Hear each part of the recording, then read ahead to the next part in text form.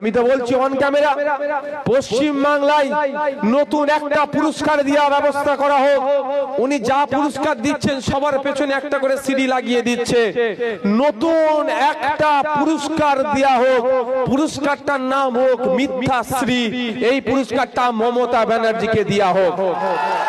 আমি কিন্তু ছোট কারো কথা বলিনি, অনেক বড় কথা বলছি। রাজ্যের মুখ্যমন্ত্রীর সম্পর্কে কথা বলছি।